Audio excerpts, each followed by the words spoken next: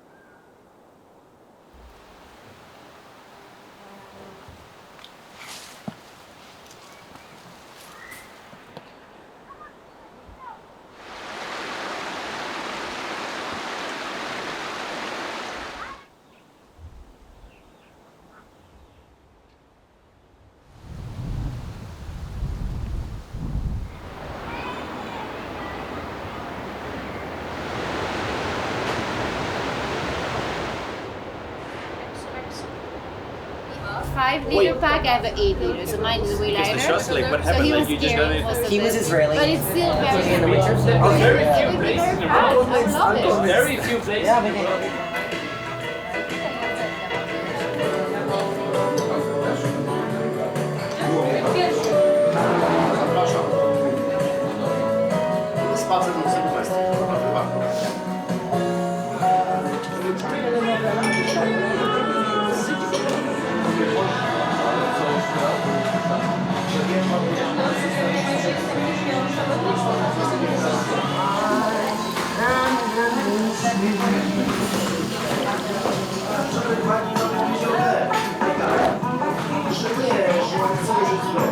Dobra odpowiedź, takiej jeszcze nie słyszałem.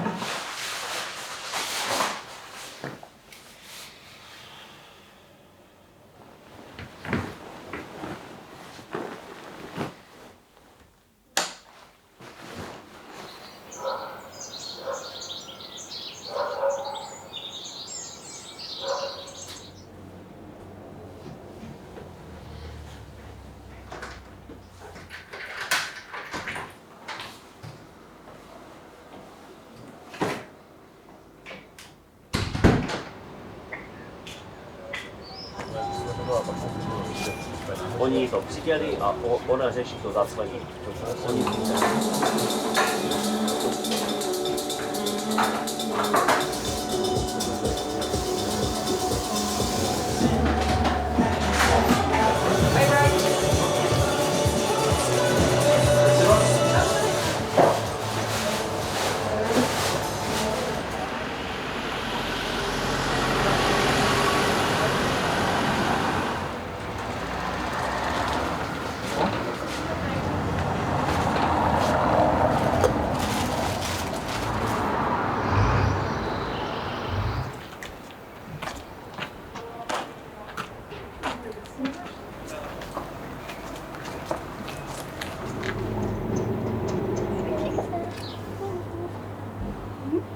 მე არ მიაწერო სასახავს ბავშვებიდან.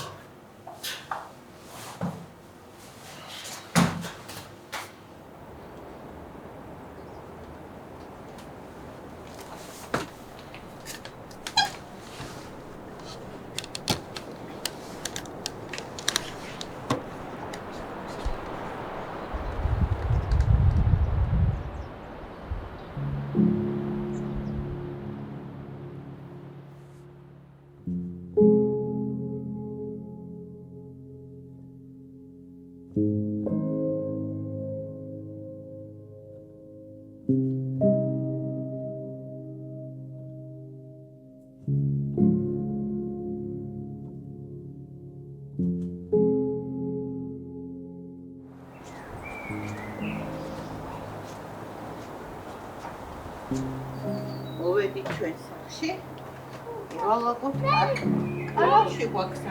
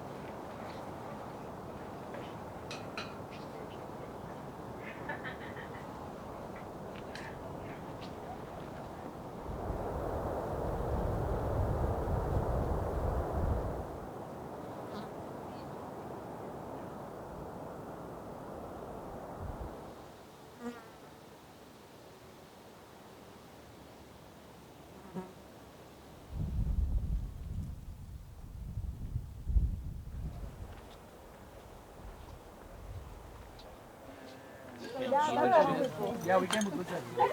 And it was no problem. No one, pointed out anything. They were just really super chill.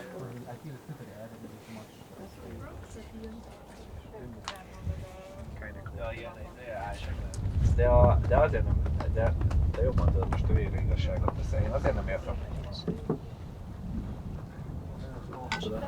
We went there yesterday. Yeah, this is the advantage of doing what we're doing. That we're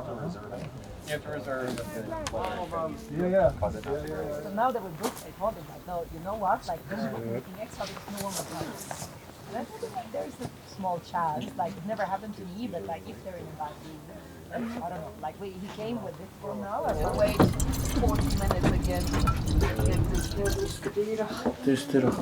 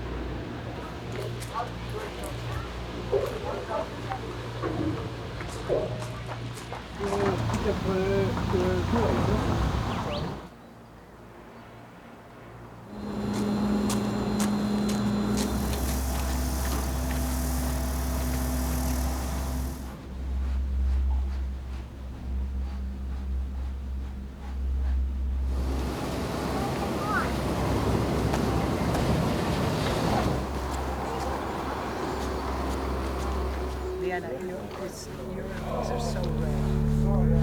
Oh, beautiful. Hold on. Yes.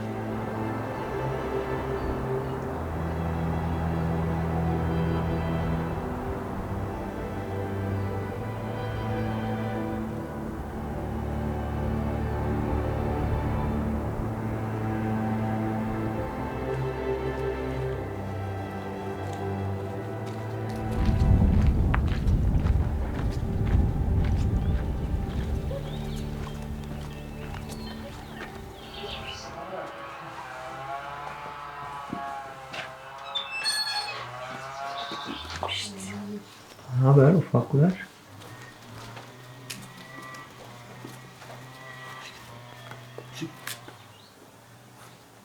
მიმედგით ადრე ხმაურიანი ბრალდებები ქართველი მოსამართლეების მისამართი სოციალური ქსელით გახმაურა. მოქალაქეებს Facebook-ზე კითხვა-პასუხი.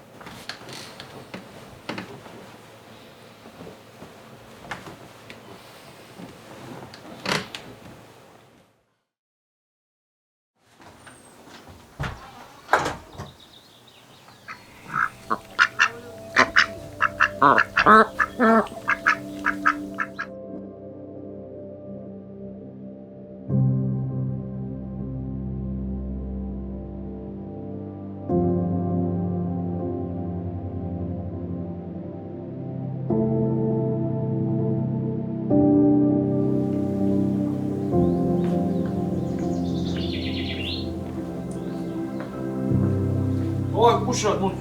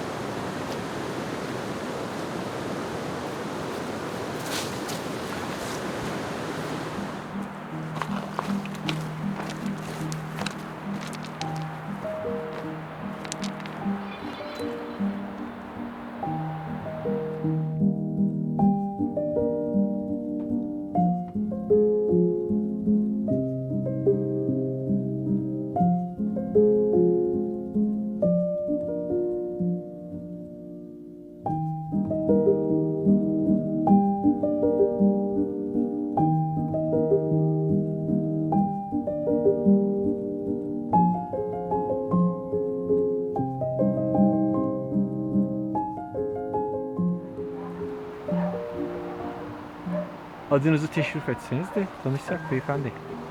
Hiç öyle oralı bile olmuyorsunuz bakıyorum.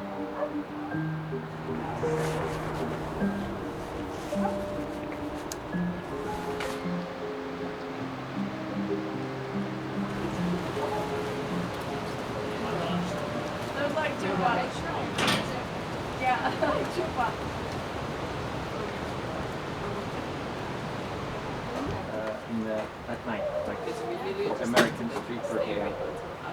No, we need to set an alarm. We're gonna fall asleep before 10 o'clock.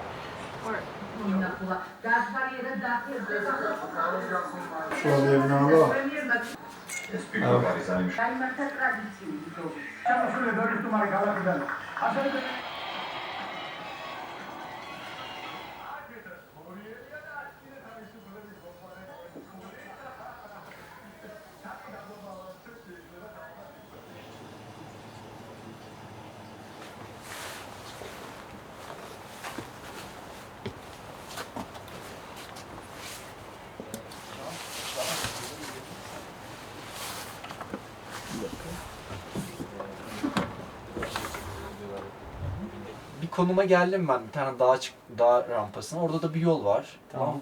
Gidiyorum yoldan. Ayı izi var, pençe izi var yolda ıslak.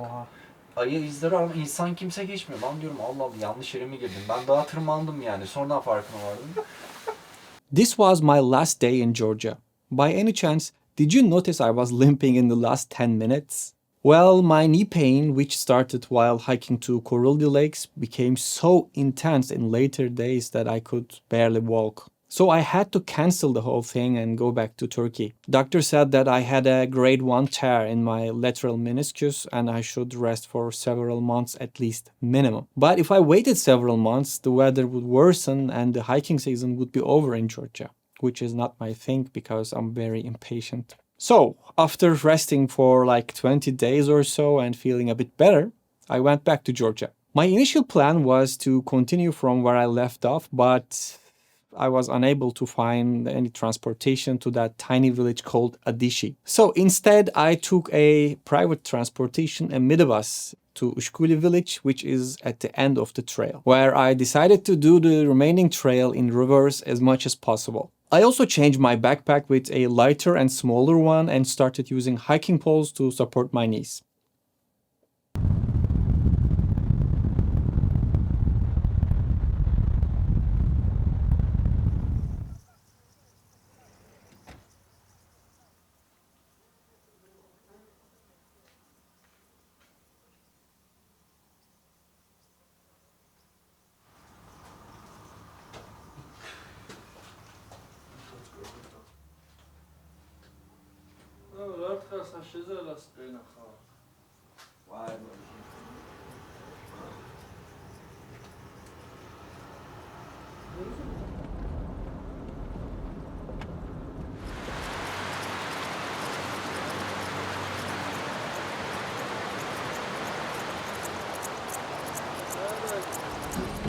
Cha-cha time.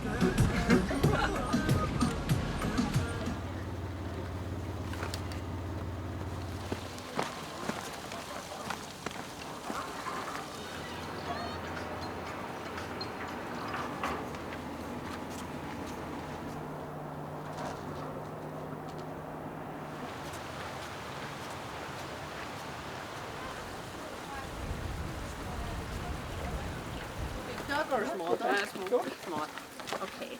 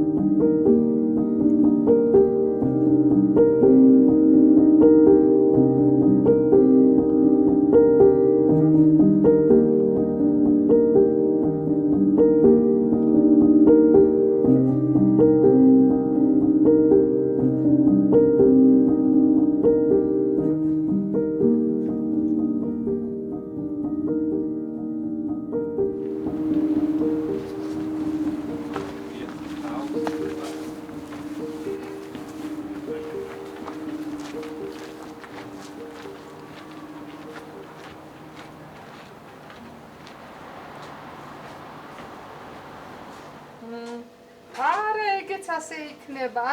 არა, ცოტაც დამოდეს და დაგახარო. შენ გიგას რასაც უსურვო, მე რაც უსურვო. კი აქარი მარიცკი ძინავო.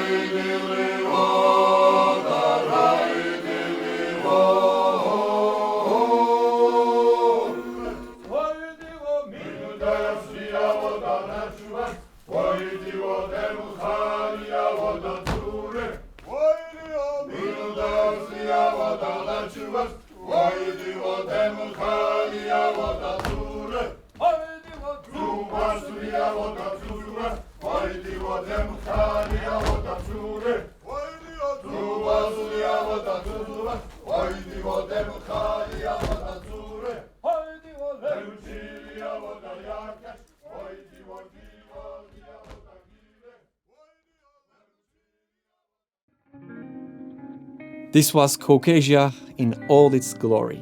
Welcome back.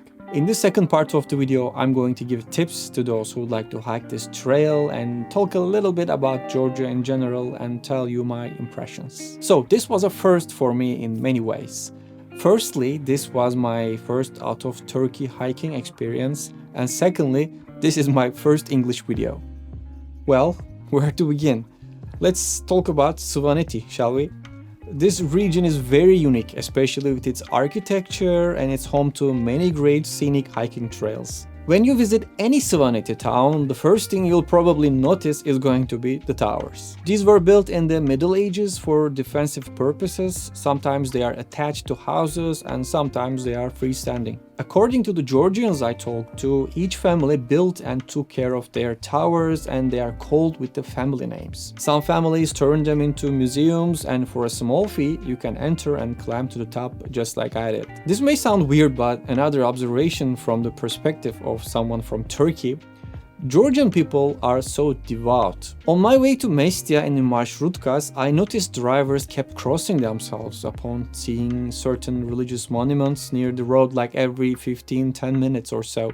And this is probably the weirdest observation, there are zero sheep and goats. In Turkey, if you go to a village, a rural area, a sheep or a goat will be among the first few things you're going to notice. Believe me when I say this, I've been all over Mestia and never seen any. It seems like these animals were replaced by pigs. Mestia is the biggest Svaneti town I visited while making this video. It is modern, but there are also rural and historical part of it called Lagami. Just walk a little bit northeast from the center and you will see it. If you're after that old traditional village vibe, Lagami, old houses and streets are perfect for you. Okay, this is originally a 4-day hike, but I wanted to extend it to capture as much of Georgia as possible. Like Koruldi Lakes, it wasn't part of the original hike. Let's talk about how to get to Mestia. I told you I'm from Turkey and Mersin is the city where I live. I took a bus from Mersin to a town called Hopa. It was a very long 20 hours bus ride. From Hopa, I went to this border town with Georgia called Sarp. Interestingly, the Georgian side of it is called Sarpi. By the way, the Georgian government doesn't ask for visas or passports from Turkish citizens, so I could just use my ID, fill out a basic form and was able to cross the border with ease. On the other side, there were shuttle buses every 15 minutes or so to Batumi. I got on that. And from Batumi, I made my way first to Zugdidi and then to Mestia by vans. These two cost around 50 liras. Georgians call these vans marshrutka. I later found out this term is not unique to Georgia, but it is known throughout the Eastern Europe. Fascinating.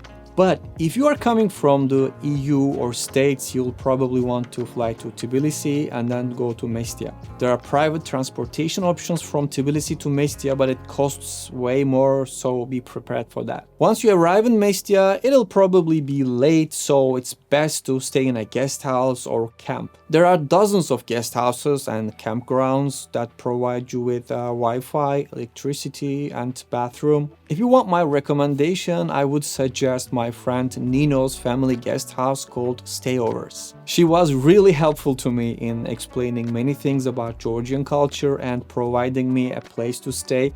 Their place was clean and really affordable. Google Maps and Booking.com links of that place is in the video description. Do you have to book in advance? Well, I never needed to book anything and I always found a room in local guest houses whenever I asked. But your mileage may vary, especially in July. There are dozens of guest houses in Mestia and I think it's highly unlikely that you will run out of available rooms. While in Mestia, I recommend restaurant Layla. Try ojakuri there and you won't regret it. Also, while you are there, I would suggest checking Mestia Art and Culture Center for any events. As you saw in the end of my film, they have amazing live performances. They even have this small cafe where you can taste original Georgian homemade wines. The next day, I did the Koruldi Lakes hike. It can be done in one day if you leave early in the morning, but it is a difficult one. The elevation you have to cover is just too much, and that's where I hurt my knee. Because I wasn't in shape, the backpack was too heavy and I didn't rest enough. But the views and the cute narrow trail throughout the forest was a thrill to hike. If you are not ready for such an intense hiking experience, you might consider private transportation right up to the lakes. You can ask around for those in Center Mestia. On the way, there's a cafe with an amazing view of Mount Ushba. That was unbelievable, and the surrounding mountains. And after all that elevation gain, you would kill for a beer. Believe me, you would.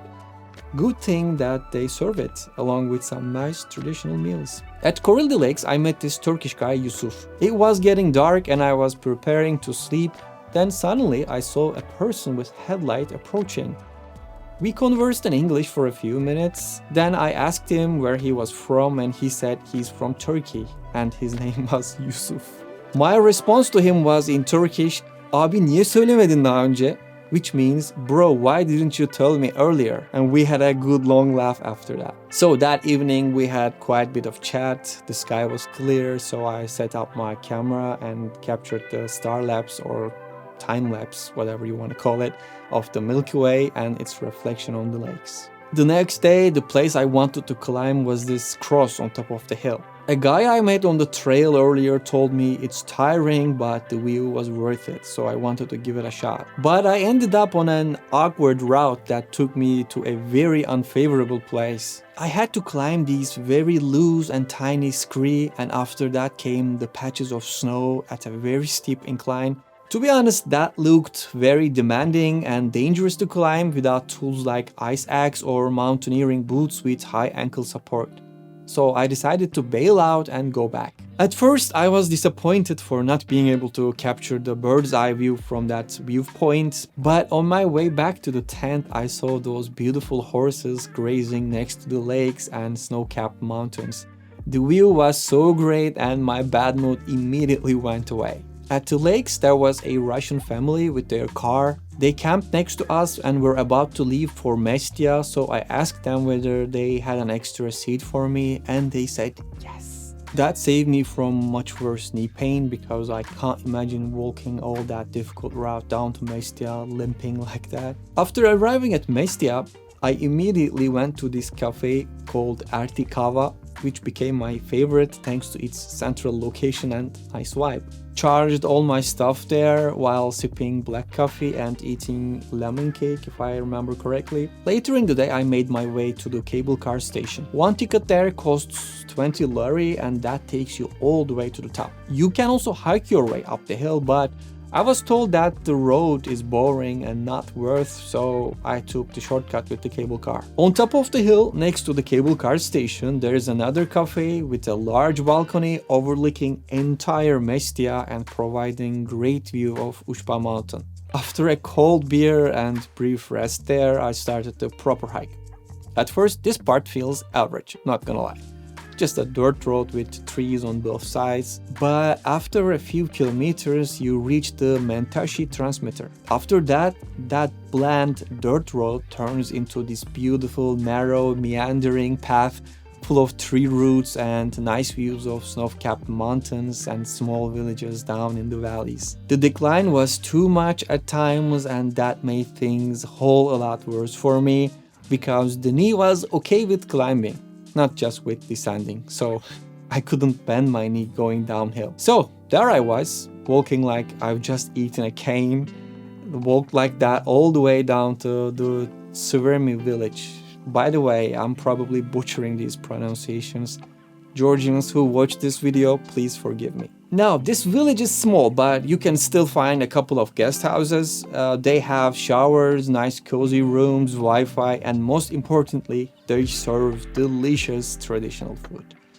Oh, and maybe one small downside of hiking in Georgia is that it's impossible to find someone with good English, especially in those rural areas.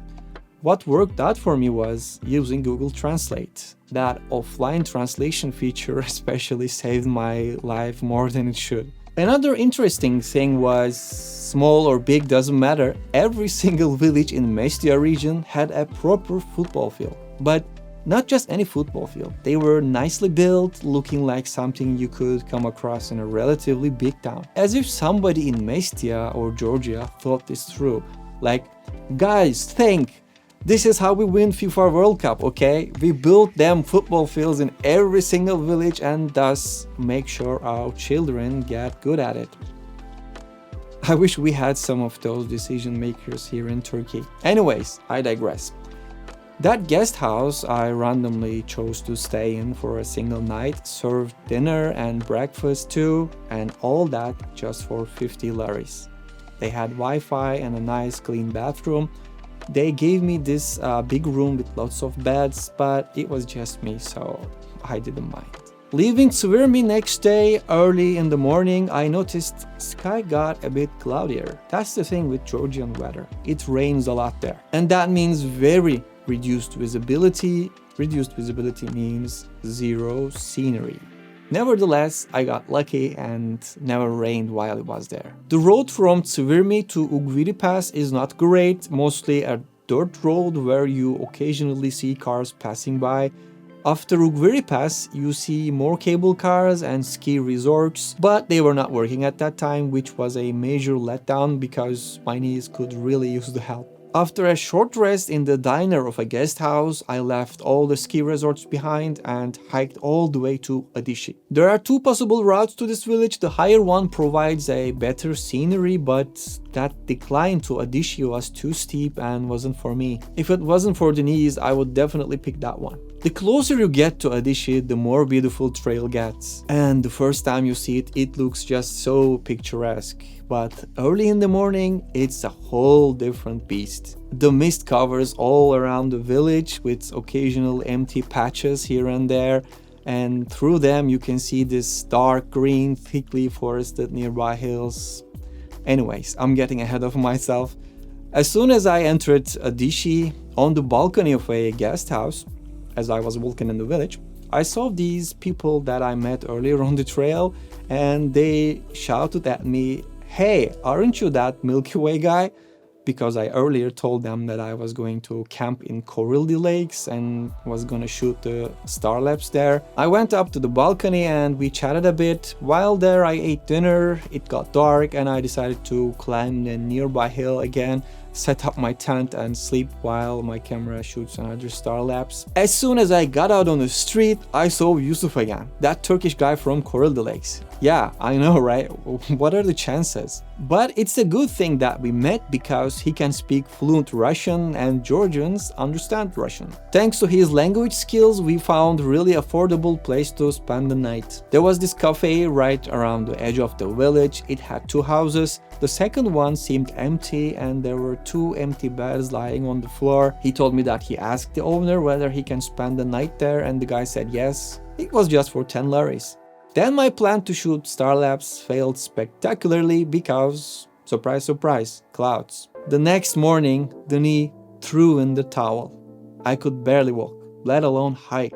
To my luck, I saw a van. The driver agreed to take me back to Mestia for 50 laris. From there, you know the story. Along with the meniscus tear on my right knee, something weird happened to my body that I still suffer from. A big part of my right leg and a small part of my left leg, just above the kneecaps, feel numb and sometimes ache. It has been more than a month now and that numbness still didn't go away. I went to the doctor, but she was clueless. If there are neurologists among you who can diagnose and tell me what that is, I'll be grateful. I'm guessing it has to do with the waist belt of my backpack. I must have fastened it way too much and disrupted the blood flow somehow. Can it cause something like that? I don't know. So there I was in Ushguli, after a month of rest and ready to hike again. This time in reverse to capture the parts that I missed. By the way, Ushguli is a very small village. Don't think of it like Mestia, where you can find a pharmacy, bank or a supermarket. There are no ATMs and drivers in Ushguli only accept cash, so make sure you withdraw some cash in Mestia. Like other villages, there are many guest houses and restaurants there. Upon arriving in Ushguli, I started walking in the narrow streets, just exploring slowly, tasting delicious kubdari and capturing the unique life of Suvaniti people.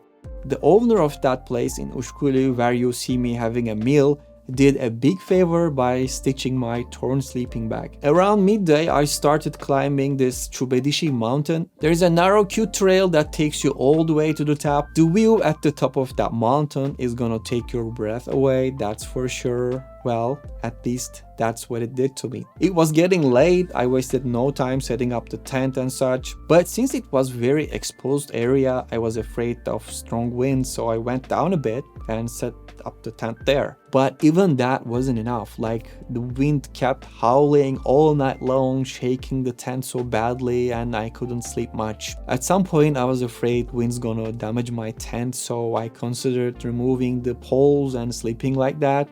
a nifty trick I learned in my years of mountaineering, but in the end I decided not to do it. It wasn't that bad. The next day, my original plan was to keep going and go down the mountain near the Shkhara Glacier, but 1 liter of water I brought with me wasn't enough. Definitely take 2 liters or more per person if you consider that route, because once you leave Ushguli, there are no water sources, none. So I had to go back to Ushguli and from there go to the Shkhara Glacier through the valley, following a very dusty dirt road. There was some sort of construction going on and huge trucks were coming and going. Not only that, some people wanted to see the glacier but didn't want to walk all the way up there, apparently. So often I saw these small vans carrying people and walking near that road for 2 hours while these vehicles lift very fine dust particles up in the air, making you literally gasp for air. It was probably the worst part. I hope that road gets paved or something. There is this cafe right before the glacier. Its prices are a bit on the high side, but at that location it is to be expected. After a short rest and petting some dogs and enjoying the view of Mount Shkhara, I decided to hike towards the glacier. But first I set up my tent and put all camping related stuff in it to lighten my backpack. I didn't choose the generic trail to the glacier. That one takes you right under the beginning of the glacier, and it was so crowded. I wanted a different perspective. So instead I chose the one I was supposed to walk if I continued from Mount Chubedishi to the glacier. Captured some aerial shots of the mountain there. The Shkhara Glacier is really huge, by the way, but then again the Shkhara mountain itself is huge with 5,203 meters tall. The glacier starts almost near at the summit and continues all the way down to the mountainside. That was the biggest and longest glacier I have ever seen with my own eyes. By the way, since the rivers of the region are formed from melting glacial waters, it is best to cross them early in the morning, because obviously the current gets stronger during the day. I didn't want to go any further because the vegetation was getting taller and taller and it was getting dark. So that was a lovely evening hike on the foot of Shkhara mountain for me. The next day, another interesting village was on my list, Khalde. And this one is historically very important. In my film, you've seen all the ruins and interestingly no towers. Well, Khalde too had towers, just like other villages, but all were destroyed by Russians. Between 1875 and 76, people of Svaneti revolted against Russian Empire. It was known as Khalde Rebellion. Russians attacked and destroyed the village, banned it, and changed its name. So all those ruins you saw are actually more than 100 years old. Today there are still several dozens of residents living in Khalde. There is also electricity, restaurants and guest houses as well. As you can see, I messed up this trail. I couldn't walk it from beginning to end in one piece because of my injury, but I will provide my planned route in case someone wants to do this. You can find the link in the video descriptions. I think July is the best time of year to hike in Mestia because it is aesthetically more pleasing. In August, most snow melts away. As for clothes, it is very hot during the day and the sun is unforgiving at this altitude, so I recommend sleeved shirts with synthetic fabric and UV protection plus convertible pants. Since it rains very often in the region, a lightweight raincoat and rain cover for your backpack is also a must. If possible, take hiking poles too, don't injure yourself like I did. You've seen the elevation gains, the inclines and declines, so you probably have a rough idea whether you can do this or not. Oh, and bear sightings are a common occurrence in these parts of Georgia, so if you are going solo, make sure you protect yourself with a bear spray or something, or better, go with a company. Okay, before ending this video, I want to give a shout out to Mestia Art and Culture Center, its director Mr. Gegi Faliani, Mr. Vako Filipani, and dear Nino Kargiani for their support, information and recommendations. Without them, many parts of this video couldn't be possible. If you like my work, please show your support and help me shoot more videos like this by subscribing or joining my channel. You may also do one-time donations by clicking thanks button down below. See you in another adventure, I guess.